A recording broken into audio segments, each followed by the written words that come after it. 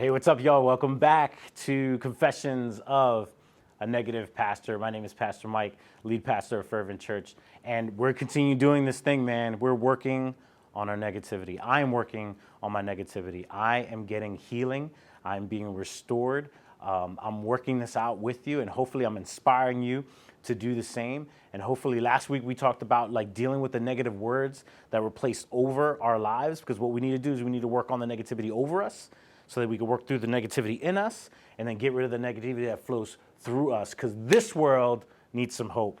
This world needs some positivity. This world needs Jesus and the light of the world that could shine through you. And so we need to deal with this. This is an imperative, not just for Fervent Church, but for the church at large, okay? This is something that we all need to gravitate towards, because in order for us to really make an impact, in order for us to have influence, we have to deal with the negativity that's inside of each and every one of us. So maybe you're doing a great job just like myself, and you're catching yourself. I'm catching myself not saying negative things. I'm catching myself not allowing those negative words to affect my decision making. But there's still an internal dialogue, and that's where we're going to push it today. We're going to push it with that internal. What is the internal dialogue happening inside of you?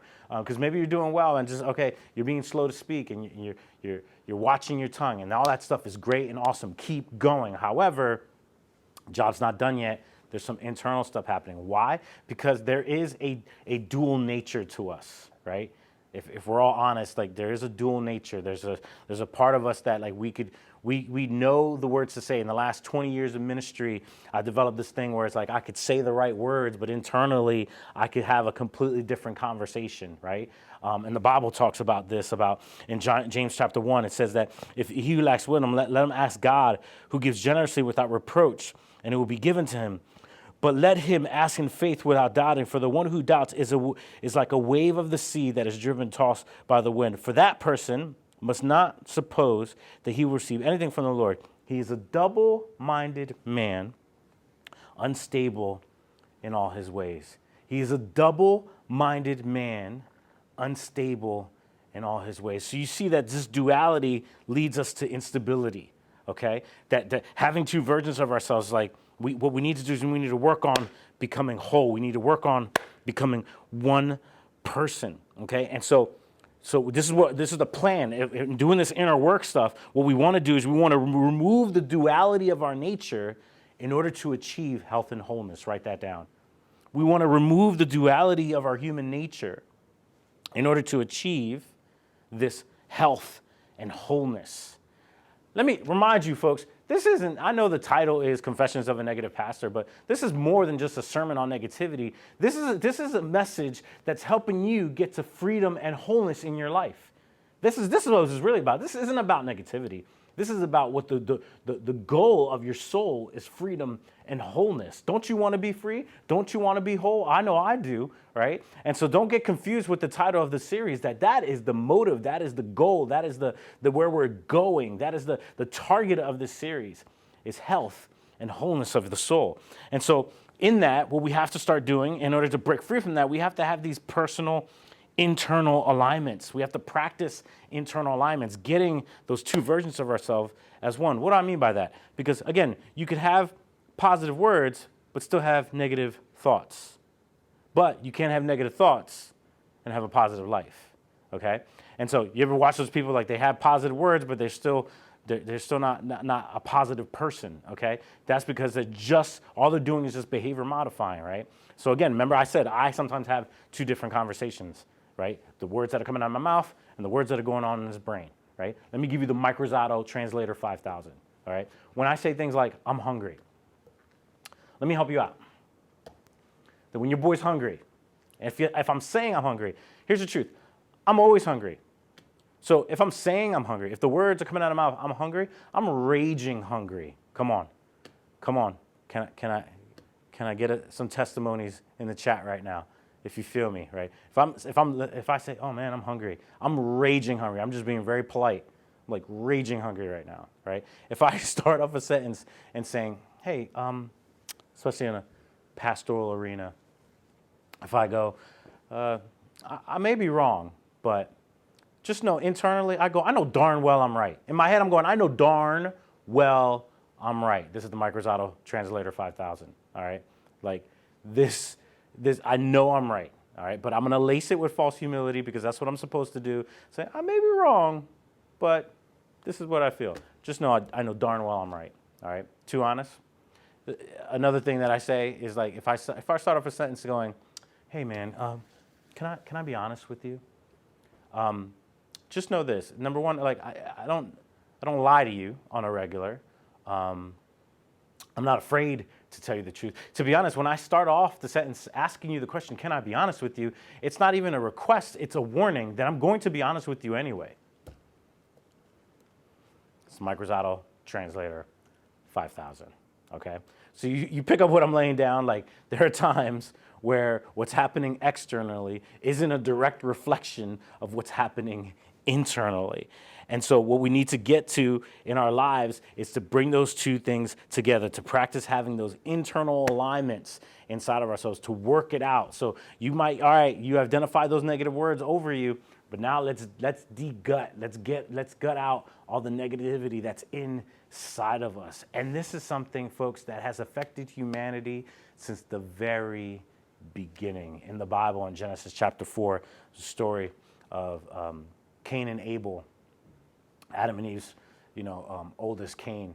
And the Bible talks about how they both presented an offering to the Lord, and God looked with favor or regarded Abel's offering, but did not regard Cain's offering. And we pick it up in chapter 4, and it says it this way: "And Abel also brought off the first born of his flock and of their fat portions, and the Lord had regard for Abel and his offerings, but verse 5, but for Cain and his offering he had no regard." So Cain was very angry.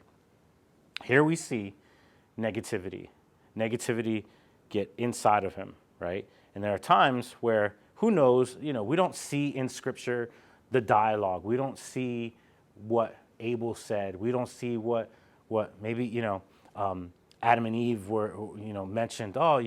They mentioned a throwaway statement that really negatively affected Cain, and it left this root of negative bitterness inside. But nonetheless, here in this moment, so Cain got very angry and his face fell.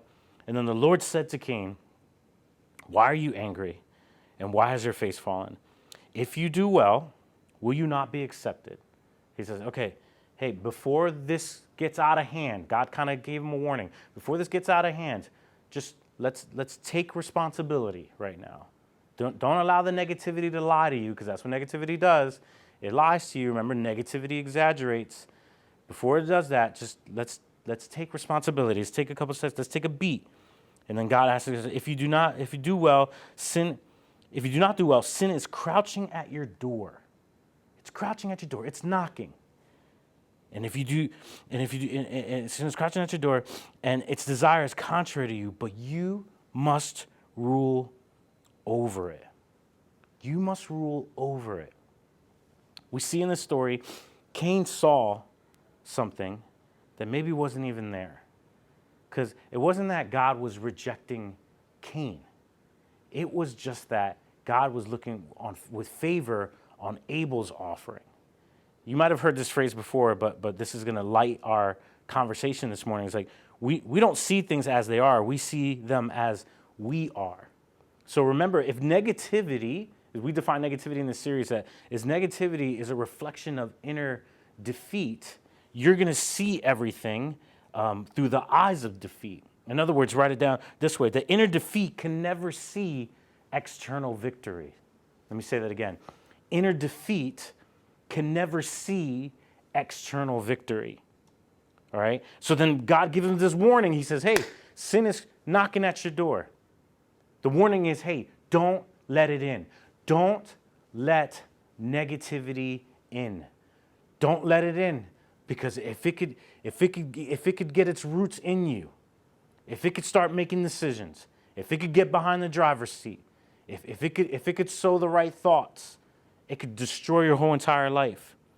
And guess what, folks? He didn't recover from this, because some of you know the story. What happened? Cain murdered his brother Abel, and then was rebuked by God. He didn't recover from this. So again, this message is more about your freedom and wholeness than it is about negativity, but we have to deal with the negativity.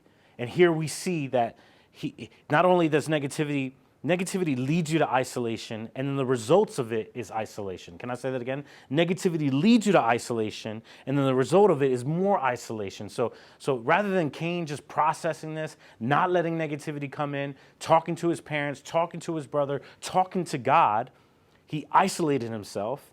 He entrapped Abel to kill and murder his own brother, and then was cast out even further out of the family and isolated even further. Proverbs 18:21 says this: whoever isolates himself seeks his own desire. Okay, so negativity isolates itself. And then once you're isolated, can y'all please get this? Once you're isolated, then you're left by yourself, and then you're left to live for yourself, and then negativity becomes the breeding ground of selfishness. It becomes the breeding ground of selfishness. And so we have to do this inner work, because I've seen this happen so many times, especially during this quarantine, that people are isolated. It's amazing to me. It's amazing to me that in this time of course of history that we are the most technically connected, yet at the same exact time we feel the most alone. We feel the most alone. Why? It's because of social isolation. You could have social distancing without social isolation. And negativity continues to sever that, continues to put the wedge between us and other people when we need other people in order to work on this internal alignment thing that we're discussing. We need people to work on the insides. Do you know this? You need to process this. You need to confess to someone else. You need, and it's not just alone, like, well, it's just me and God. Even God himself said it is not good for a man to physically be alone, okay? It wasn't enough. It wasn't enough, and God knew that, and God's offering us this community called Fervent Church. He's offering your friends around you so that you could attain freedom. Use it. And so that isolation leads us to a place of even more isolation. And so let's recognize that. Let's pull that back. Let's not be like Cain. Let's not let it come in, and let's deal with it, so that we could have this inner healing, okay? Because we can't claim victory without healing. I know I've probably said this before, but I'm hoping that you attached it to this series so you get this. So write that down. You cannot claim victory without healing. If you are a follower, a believer of God, maybe today's the first day you're believing God. I don't care how long you've been believing God. If you're a follower, we have the right in Jesus to claim victory. However, we have to do the work of healing, because we can't claim victory without healing. You will always be the victim without healing. So do the work of healing, okay? And it's hard for the victim to take responsibility. What if Cain just took responsibility? You know what? I did drop the ball on that offering. Or take the responsibility of celebrating his brother's favor at that time. Maybe it was just simply that. Maybe that was just simply the answer. We kind of overlook that. We think, well, did Cain, it's not that Cain didn't bring anything. Cain brought something to God. It just says that God just had high regard for Abel's offering. And so what if he just celebrated the fact that, wow, good on you, Abel. Good on him. My little brother did something great today. What if he just did that? That would have avoided the murder of his brother, right? And so we have to deal with this inner healing stuff. And not to derail our conversation, but I just kind of feel like in my spirit that I want to talk about this, is that sometimes when, in some conversations that I've had this week, when we're talking about dealing with the negativity, trying to be more positive, people who have experienced trauma, and I'm putting myself in that category, sometimes you feel as though I'm asking you, whenever somebody's trying to be positive, you're asking you to denounce the trauma that you've been through, or to deny the pain that you've experienced or you're experiencing in your life in regards to whatever trauma. Let me be thoroughly clear with this. I'm not asking you to do that. In fact, you don't need to do that. I don't think God's asking you to do that. I am not trying to downplay your trauma. I'm trying to upplay the cross. Can I say that again? I am not trying to downplay your trauma. I'm trying to upplay the cross. Because I do not believe that your trauma is real, your pain is real, but so is the cross. And we have to believe in this faith of ours that the cross conquers all. We have to believe that Jesus is bigger than our pain. We have to believe that Jesus can heal. We have to believe that Jesus can restore. If not, then just stop listening to this message, because this is not going to be a party of pity. This is not going to be a pity party. This is going to be a victorious party at the end. We will overcome. We will overcome, and that's the promise, all right? So that's not denouncing it. Again, I've been through trauma as well. But in that, I have to take responsibility of my own healing, because I know that this is not the life that God designed me to live if I'm just wallowing in the trauma. I don't mean to sound insensitive, but we have to hit that. We have to nail that down, all right? Some of you, you're paralyzed by your insecurities. You're paralyzed by your past events, and you're not defined by those moments, okay? Let's denounce that. Let's denounce the fact that you're defined by those moments. Not denouncing the trauma, but denounce the fact that you're defined by that moment, because you are more than that moment. You are whatever God wants you to be, okay? You are whatever God wants you to be. So make sure that we're doing this inner work, okay? So let's identify the negativity that's in us, okay? I got 5 parts of us that we need to identify the negativity with some scripture along with it. Rapid fire, hoping you're getting this, hoping this is good stuff. I know this ain't the feel-good motivational thing, but this is the work. This is the work of the healing. This is the rehab, and we're doing this thing called together. So put on a smile, take some notes, and let's do this. Number 1, identifying the negativity in you. Number 1, an uncorrectable spirit. An uncorrectable spirit. Identify that, okay? So you did good. You're not saying negative things anymore. Can you identify that uncorrectable spirit that's still inside of you? You do not like taking correction. You want to stay right where you are. You want to be immovable. You always have to be right. Just know that that's negativity in you, okay? Proverbs 13:1 says this: a wise son hears his father's instructions, but a scoffer, a critic, does not listen to rebuke, okay? Another proverb says it this way, Proverbs 15:32, those who disregard discipline despise themselves, but the one who heeds correction gains understanding. Switch it. The goal is not to be right all the time. Negative people always have to be right all the time. The goal is not to be right. The goal is to grow, okay? The goal is to grow. That is a shift. That is the game changer. Because if you always have to be right, if you always have to be in control, like usually those people are negative people that have been hurt and damaged, and they're just trying to protect themselves from feeling and experiencing the things that they've experienced in the past. So we reject everything. Right? We isolate ourselves. Again, there's that word isolation again. We isolate ourselves again, and we have this uncorrectable spirit. No one can check you, okay? No one could say, hey, have you thought about another thing? No one could give you any other consideration. You always have to be right, and you always have to be in control. Let's identify that as that is the negativity that dwells inside of us. And yes, I said us. Because the more I recognize those moments where if I'm in the room and I'm always got to be the one that's right, and I not only hinder my own growth, I'm hindering the growth of the people that I love. I'm hindering the growth of my team. I'm hindering the growth of our church. That's why I said that. Again, listen what this verse says. It says that those who disregard discipline despise themselves, right? So you're hating on yourself. You're hating on the people around you when you live this life where no one can challenge you. No one can correct you. No one can bring you the truth. And sometimes negative people, we'll sometimes, and I'm putting myself on this, sometimes I used to create environments where people are afraid to say things to me. It's a culture of intimidation. Am I talking to anybody out there? A culture of intimidation.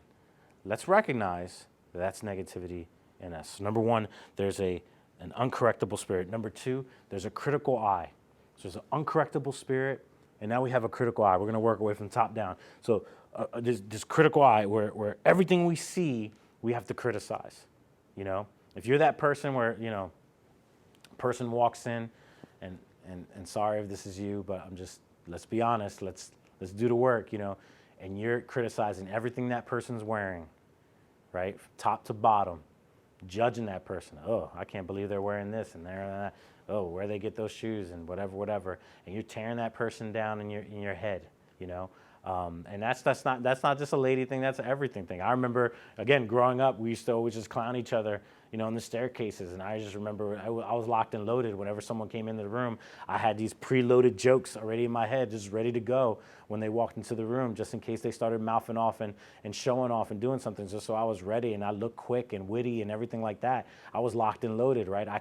I walked in with that critical eye. I was ready. And so that's just recognizes that's negativity inside of us, because what we're doing is that when we're looking at other people with a critical eye, it's a reflection of our inner defeat, right? Because we don't see things as they are, we see things as we are, right? And so if I'm defeated, I want you to be pre-defeated before we ever get into a battle. So I'm coming in already attacking with my eyes, okay? Romans 2 says this, talking about, you know, this is Paul, you know, talking to the Roman church, and he's talking to them about their judgment and about the judgment of God. And he says, therefore, you have no excuse, O man, every one of you who judges, for in passing judgment on another, you condemn yourself, because you, the judge, practice the very same thing. It's funny how most of us with a critical eye, we're criticizing people with the same issues that we have, but we're just oblivious to it.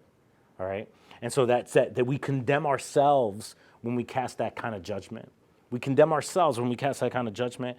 And so our critical eye is a reflection of our inner defeat.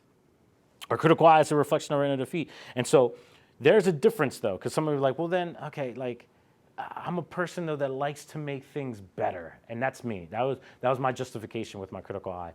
I like to make things better. I like to look at something and go, how can we improve this? How can we modify this? How can we move this forward? I get it and I understand it, but here's the difference. There's a difference between being critical and being concerned, okay? Being concerned is rooted in activated compassion, right? Activated compassion, meaning that, like, I don't want to just tell someone that they need to fix it. I want to help them fix it. I want to be a part of the solution, and I don't need to take the credit. Where criticism, you don't care about, you know, fixing it. You don't care about anything. All you care about is pointing it out. That's rooted in inside defeat, where concerns are rooted in internal compassion and activated compassion more than anything else.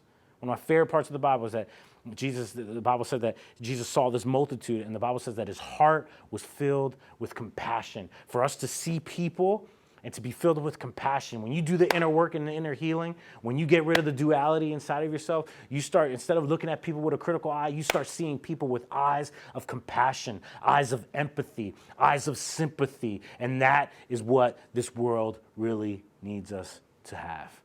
Eyes that see with eyes of compassion, not critical eyes.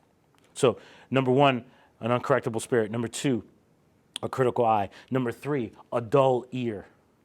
A dull ear. What do I mean by that? Hebrews 5, when it's talking about apostasy, people leaving the faith and religious practice. And Paul says it this way. He says, "In this we have much to say, and it's hard to explain. Since you have become dull of hearing, for though by this time you ought to be teachers, you need someone to teach you again the basic principles of the oracles of God." Somehow, some way, they got arrogant, they got negative, and they just started rejecting teachers, and they started thinking of themselves highly than they ought to, and they started having dull ears. It's a dull of hearing. They didn't want to hear it anymore, right? And this is a lot different than just being uncorrectable.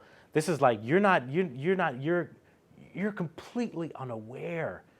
Remember, negativity leads to isolation, and sometimes if you're so isolated, you're completely unaware of what people are saying. You're not catching it. You're not catching a spirit of freedom anymore. You're not catching truth anymore. You're not catching what God is doing anymore. Dull ears.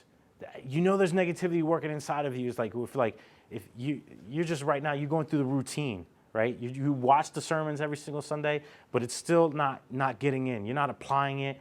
It's not affecting you anymore. And I'm not blame shifting. I'm not doing anything, but like, because I've been there too, like sitting under a teacher, and after a while, your ears just get dull. And it's rooted in our negativity, because I become critical, I become uncorrectable, and then it created these dull ears that I just stopped listening, stopped receiving, stopped growing. And I need to this is what Paul says, hey, you need to go back to the basics. Go back to the basics and listen to the simple things in life, so that these ears could wake up and start hearing the truth all over again. These dull ears. When was the last time you heard a message? When was the last time you read the word? When was the last time you read a devotional and walked away inspired, changed, invigorated, energized? Maybe you have a dull ear, and maybe that dull ear is a result of the negativity that lives inside of us. The negativity that just says, you know what? This is stupid. This is dumb. I've done this before, been there, done that. I'm experienced. I don't need this anymore. Deal with the negativity inside of you, a dull ear. So we go from an uncorrectable spirit, a critical eye, a dull ear. Number 4, a gossiping mouth. A gossiping mouth. Oh yes, folks, I'm going there today. A gossiping mouth. Proverbs 16:28. A perverse person stirs up conflict, and gossip separates close friends. Gossip really, for me personally, and we all gossip, so let's put it out there. However, just notice that when you're a person that's just prone to a lot of gossip, just know that is a huge tell of a lot of internal negativity happening inside of you. Here's what I know about gossip. I know sometimes we enjoy gossip because it makes us feel like we're informed. It makes us, it actually, we've conditioned ourselves to endear people to us with the information that we have. Gossip will sometimes, it's sometimes fun, let's be honest. However, just know this, it stirs up the conflict. It actually stirs up the negativity inside of you. And the problem is, it allows so many things to coexist with negativity. It allows that duality to coexist, because you're talking about someone and not to someone. And most of the time, that issue, you're just spreading the bitterness rather than offering a remedy for the bitterness. Rather than leading towards freedom, you're leading towards destruction. Why? Because gossip separates close friends and it stirs up conflict. It doesn't stir up freedom. It doesn't stir up anything else. It just stirs up the negativity that's inside of us. So what do we need to do? Our conversations, our mouths, always need to point our hearts towards freedom and victory. Okay? And so when we're talking about someone, you might get it off your chest, but it's still living in your life. You might get it off your chest, but it's still living in your life. And more importantly, it's still in between you and that other person. Okay? And so that gossiping mouth is a direct revelation that you have some internal negativity happening inside of you. So let's own it and let's repent from it. Let's stop with the gossip, stop with the side chatter, right? Because that's internal defeat. Here's what I know. I'm sorry, but this is the truth. When I'm most insecure is when I gossip the most. When I'm struggling most with insecurity is when I gossip the most. And if you can identify that, you'll know that, okay, that is a huge flag that needed to work with the negativity that's inside of me. All right? Y'all getting this? This is good. We're working down the body. So we have an uncorrectable spirit, a critical eye, a dull ear, a gossiping mouth, and lastly, a hard heart. A hard heart. I read Romans 2 earlier, but let me continue with Romans 2 in verse 5. It says this, but because of your hard and impenitent heart, you're storing up wrath for yourself on the day of wrath when God's judgment will be revealed. This hard heart, you just stores up wrath. That hard heart, I think somewhere down the line in our society, it became cool not to care. It became cool not to care. Like, I don't care. I'm just, especially, some of my guys, you know, some of us men, and I'm including myself in that. I used to be like, I don't care. I'm not an emotional person. Let me help you out. Not being emotional is still being emotional. Anger is still an emotion. I'm not an emotional person. Yeah, you are. We're all emotional creatures. You cannot sever yourself from being an emotional person. We're all emotional people. But then what negativity will do is it have you harden your heart and it actually say, well, it's actually cooler, it's better, it's stronger to pretend like you don't care. It's stronger to pretend like you have this hard heart and you think it's cool to be mean and it's cool to be rough and it's cool to be straightforward and it's cool to not care. Gosh, that is a lie from the pit of hell. And to deal with that. And I've never, ever met anyone on their deathbed regret caring too much. I just never have. And so if you are in this place in your life right now where you're just like, you've tried to train yourself not to care. And I get it, because maybe it all started because like you've had some trauma, you've had some pain. And it's like, I have to teach myself not to care because this is my coping mechanism. This is my survival, is in not caring. I get that temptation. But just know this.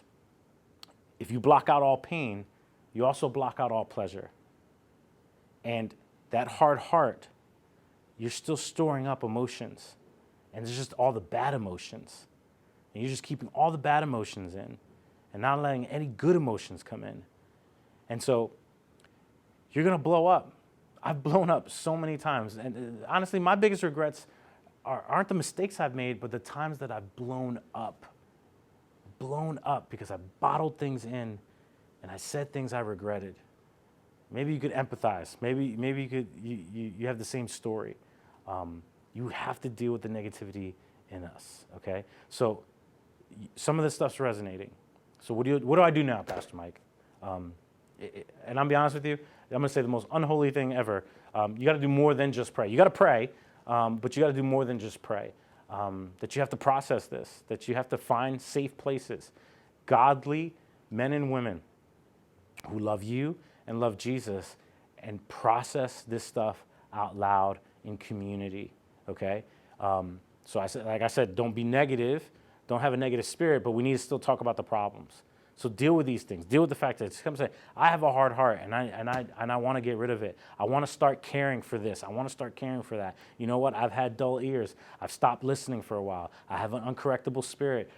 Somebody please check me. Like, start putting yourself out there and doing this inner work, doing this inner healing, so that you could live, again, whole and healthy lives. Whole and healthy lives. That is the God-designed life for you. I promise you that. So don't just pray, live in community, do the work. Pray, live in community, and do the work. You can do this. Let's keep going forward, man. I'm excited. I believe